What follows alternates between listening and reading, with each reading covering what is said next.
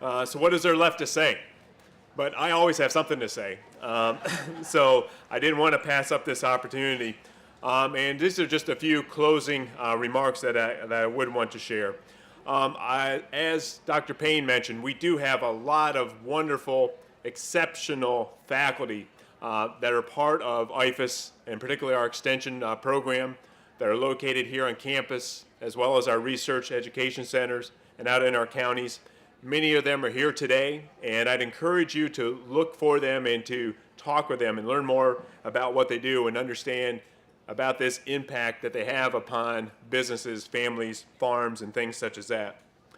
As you have heard from the previous speakers, Florida Extension began back in the early 1900s, really focused on agriculture demonstrations and farmer institutes. And over the years, we have literally served millions and millions of people here in this great state of Florida. And all of that is focused on really responding to local problems and issues, and that still remains an essential part of what we do today.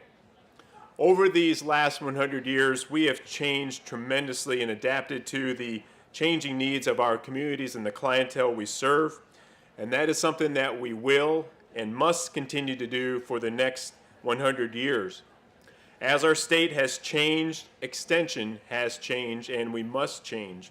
And now you can not only get information on your phone and tablet and the web and all these other great technologies we have, but you still are able to get that knowledge, that research, that education from the extension agent directly, as we traditionally have done over these past 100 years.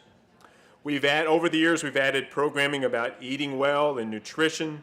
As our families and our lifestyles have changed, we educate about environmental conservation, protecting our springs and water resources. We have programs designed to teach about smart use of energy and managing your family finances. And as we look ahead, we will design programs for what you need to lead a healthier, better, and more effective life with your families and in your communities. Here at the University of Florida, we recognize that extension, and this is something I say all the time, is we must be the front door to the land-grant university, the University of Florida. As such, we are purposely working to make stronger connections and partnerships with many colleges and units across campus, and you heard Dr. Payne talk specifically about a number of those. And with our statewide system and network with local governments, communities, and stakeholders, there are a multitude of opportunities to truly extend our land-grant university in a way that it brings great benefit and value to many people across this great state. For example, as you heard from Dr. Payne, we were having conversations with colleges such as Design, Construction, and Planning, the College of Engineering, College of Public Health, Health Professions, College of Health and Human Performance, College of Nursing, College of Medicine, the College of Fine Arts, the College of Dentistry, and I could go on and on. And we truly envision many educational opportunities that will truly utilize this tremendous expertise that we have at the University of Florida. I want to say a special mention to the students who happen to be here, and I really would encourage you to consider a career in cooperative extension. And I would say if you like to work with people and make a significant difference in the lives of others, this is a great career option for you to consider. There are a number of big major issues that extension must work on well into the future, such as food systems, which the Commissioner mentioned, water quality and availability, climate issues, environmental issues, health, energy, financial literacy, the list goes on, as well as youth development and community capacity building. Through extension, you will educate people on these significant issues in such a way that you'll help them help themselves. And there are not only positions available here in Florida, but also throughout the nation.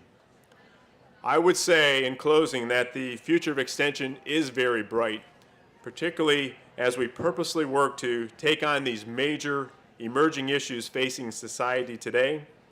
And as you think about the early founders of extension, they set out to address those issues of the time through highly interactive educational processes, and we need to do no less today and well into the future as we really position ourselves for that bicentennial that I mentioned earlier.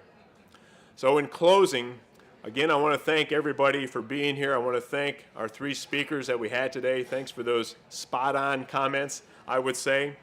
And I would encourage everybody to get around and to see the exhibits we have here in the tent as well as outside. We even have the College of Fine Arts that has put a display out here. Thank you, Lucinda. As well as the whole host of other things that we do. So get around and take a look at those. We also have an insect petting zoo and baby gators. And I also heard that they're very approachable and they like people. And so I'd encourage you to see them. But also, a very important thing is we have our own Chef David Burrell here. David, thank you for being here.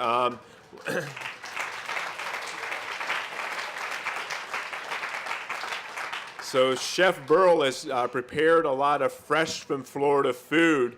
And I mentioned fresh from Florida because FDAX is one of our major sponsors of this event. So thank you, Commissioner Putnam, for your support. Chef Burrell has prepared a number of food items and we'd encourage you to take advantage of that. And also we will have a cake over here. We're going to be doing a ceremonial cake cutting that'll bring together 7 generations of extension, past, present, and future. So we look forward to that as well. So happy birthday, happy centennial to Extension, and here's wishing everybody for a great next 100 years. And thank you very much.